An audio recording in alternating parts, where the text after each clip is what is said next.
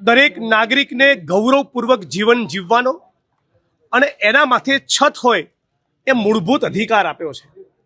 આ બંધારણના અધિકારોનું હનન કરી રાજ્યની સરકાર અને પ્રશાસન દ્વારા મોટા બિલ્ડરો, પૂંજીપતિઓ, ઉદ્યોગપતિઓ અને ભારતીય જનતા પાર્ટીના આગેવાન નેતાઓના ગેરકાયદેસર બાંધકામો નહીં તોડવા અને જે ગરીબ માણસે પોતાના જીવનની કાળી મજૂરીની પાઈ જોડીને કાચું પાકું છાપરું બનાવ્યું હોય, નાનું મોટું મકાન બનાવ્યું હોય, એને તોડી પાડવું, આ જે ભારતીય જનતા પાર્ટીની નીતિ રાજકોટ શહેરમાં, સુરતમાં, વડોદરાના, અમદાવાદમાં આપણે જોઈ રહ્યા છે।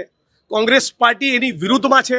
અમે માગણી કરીએ છીએ રાજકોટ શહેરના જે પણ વિસ્તારમાં પ્રશાસન દ્વારા નોટિસો આપવામાં આવી છે એ તમામ નોટિસો પરત લેવામાં આવે અને કોઈ કારણસર બીજો વિકલ્પ ન હોય ને કોઈ પણ ગરીબ માણસનું ઘર તોડવું પડે એમ હોય તો પહેલાં એ સન્માનપૂર્વક ત્યાં વસી શકે એવી વૈકલ્પિક વ્યવસ્થા કરવામાં આવે।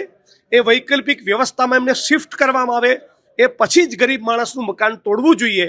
ઉપર આબ અને નીચે ધરતી આવી પરિસ્થિતિમાં રાજકોટના નાગરિકોને લાવી દેવા, એના માટે રાજકોટ વાસીઓએ ભારતીય જનતા પાર્ટીને વોટ નથી આપ્યા।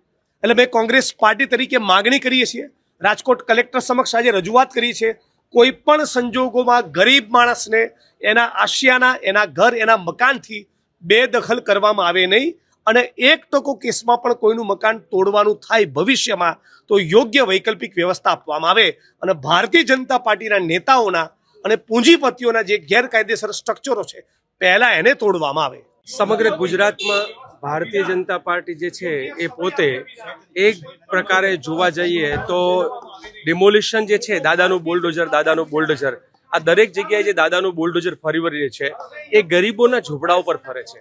જ્યાં અમીરોએ, પૂંજીવાદીઓએ જે દબાણો કર્યા છે એવા એક પણ દબાણ હટતા નથી અને એવા હજારો હેક્ટર જ્યારે અમીરો જે છે એ દબાણ કરે છે અને એ પોતે બહુ જ આમ સસ્તા ભાવે અથવા કે ને ₹1 ચોરસ મીટર પ્રમાણે અદાણી અંબાણી જેવા જમીનો લઈ જાય છે। જ્યારે બીજી બાજુ ગરીબો જે પોતે પોતાના જીવન નિર્વાહ માટે ઉભા કરેલા નાના મકાનો છે એની ઉપર બુલડોઝર ફેરવી દેવું એ બંધારણની કલમ 21નો જે છે ઉપવાસ છે।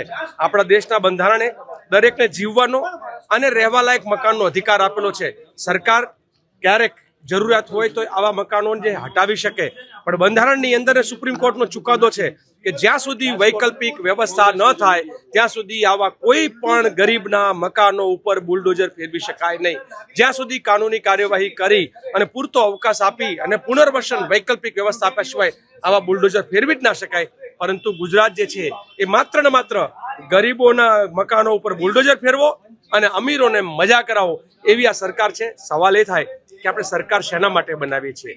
સામાન્ય માણસોની સુખ સુવિધા માટે, એના મકાન માટે, એના આજીવિકા માટે, એની સુરક્ષા માટે, એના શિક્ષણ માટે, એના શાંતિ માટે આ સરકાર જે છે માત્ર ને માત્ર ઉદ્યોગપતિઓની સુરક્ષાઓ, ઉદ્યોગપતિઓ જે છે એને જે વ્યવસ્થાઓ એની સુરક્ષા, સામાન્ય માણસોનું આજકાલ કોઈ પણ સાંભળતું નથી। ગઈકાલની જ ઘટના છે સુરેન્દ્રનગરમાં કે એક કલેક્ટર 1500 કરોડના ભ્રષ્ટાચાર કરીને નીકળી જાય છે।